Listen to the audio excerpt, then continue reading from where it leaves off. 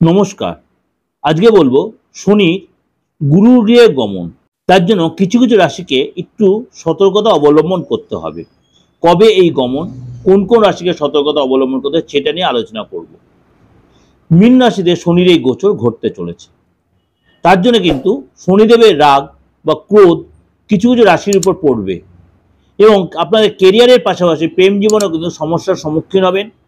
এবং আপনারা মার্চ মাসে যে সৌরজগতে বিশেষ কিছু ঘটনা ঘটবে। এই 2025 সালের মার্চ মাসে চন্দ্রগ্রহণ এবং সূর্যগ্রহণ কিন্তু উভয়ই কিন্তু হবে। মার্চ মাসে কিন্তু একই সাথে চন্দ্রগ্রহণ এবং সূর্যগ্রহণ হবে। হোলির দিন হবে চন্দ্রগ্রহণ এবং শনি যেদিন ট্রানজিট করে সেদিন হবে সূর্যগ্রহণ। এই মাসে শনির সবচেয়ে বড় গোচর। শনির গোচর এবং সূর্যগ্রহণ একই দিনে ঘটবে।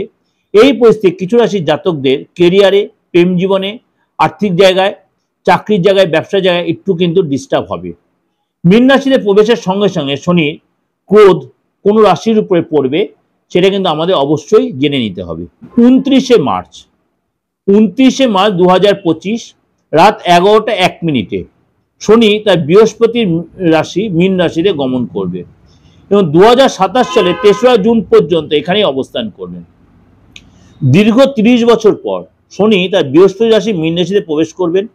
শনি মীন গমনের সঙ্গে সঙ্গে মকর রাশি 7.5 অবসান হবে, কর্কট এবং বৃশ্চিকের ঢাইয়ার অবসান হবে এবং মেষ রাশি 7.5 প্রথম চরণ বা প্রথম স্টেজ চালু হবে এবং ধনু রাশি এবং সিংহ রাশি কিন্তু ঢাইয়া চালু হবে। তাই চলুন তো একটু ডিটেল আলোচনা করি। মেষ রাশি শনির গোচরের কারণে মেষ রাশির জাতকদের উপর শনির 7.5 প্রথম স্টেজ শুরু হবে। সেই দিন সূর্যগ্রহণ আছে যা আপনার দ্বাদশ ঘরে ঘটবে। এমন পরিস্থিতিতে মেষ রাশির জাতক জাতিকাদের আর্থিক জায়গাটা একটু সতর্ক থাকতে হবে। খরচ বাড়বে, সঞ্চয় কমবে। আপনার শরীর স্বাস্থ্যের প্রতি অবশ্যই সতর্ক হবেন, অসাবধানতা হবেন না।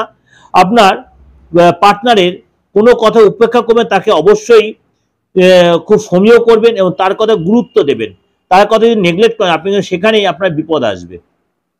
সিংহ রাশি 2025 সালের 29শে মার্চের পর সিংহ রাশির জাতকদের উপর শনির ঢাইয়ার প্রভাব শুরু হবে। অর্থাৎ আগামী 2.5 বছর 29 তারিখের পরে 3রা জুন 2027 3রা জুন পর্যন্ত ঢাইয়ার প্রভাব কিন্তু সিংহ রাশির ক্ষেত্রে থাকবে।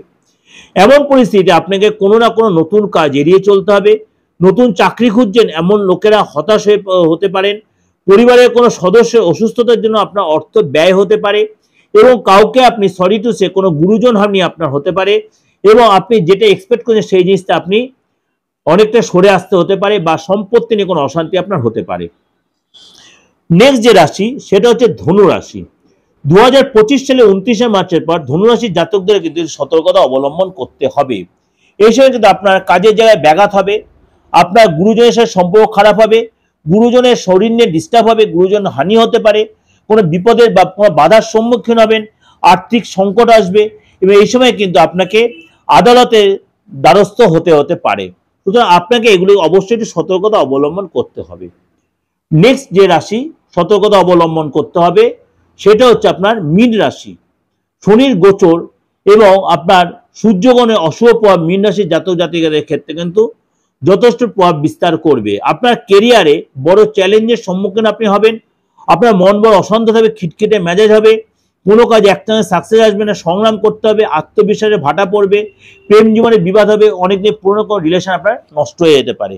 যে এটা ভয় পাওয়ার কিছু নেই। একটা কথা বারবার বলছি, ভয় পাওয়ার কিছু নেই। এটা যে আলোচনা করলাম, এবার দেখা গেলো অন্য কোনো রাশির ট্রানজিটে গ্রহের ট্রানজিট আপনার ক্ষেত্রে দেখা গেলো ভালো দেখা, তখন দেখা গেলো আপনার এই খারাপ প্রভাবটা অনেকটাই কমে গেল। সুতরাং আপনার প্রত্যেক ট্রানজিট আপনাকে ফলো করতে হয়, তাহলে দেখবেন কখনো খারাপ হচ্ছে ট্রানজিটে কোনো আপনার রাশি, কখনো আপনার ভালো হচ্ছে।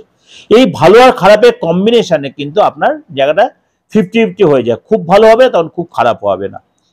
এটাকে আরো ডিটেলে জানতে আপনার ব্যক্তিগত অবশ্যই কারোর সাথে আপনার কনসাল্ট করতে হয়। যদি আমার সাথে যোগাযোগ করতে হয় অবশ্যই 8910973325 9433960106। মনে করো আপনার ডেট অফ বার্থ নেই, তার সত্ত্বেও আপনি যোগাযোগ করতে হাতটা দেখে ফেসটা রিড করে, তাহলেও আপনার 7.5 বোঝা যাবে, ঢাইয়া বোঝা যাবে।